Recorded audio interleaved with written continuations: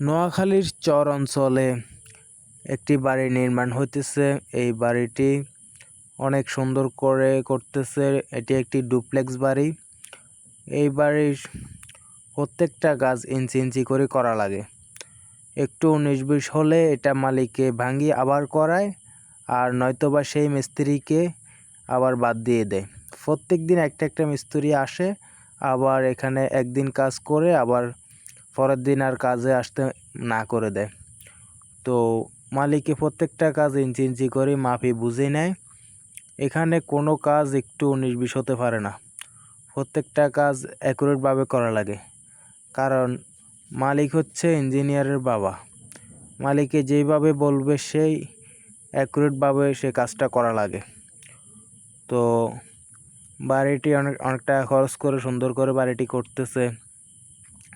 বাড়িটি এখন 3 তলার কাজ চলতেছে। বাড়ির আশেপাশে জায়গাগুলো অনেক সুন্দর। আশেপাশে বাড়িঘর খুবই কম।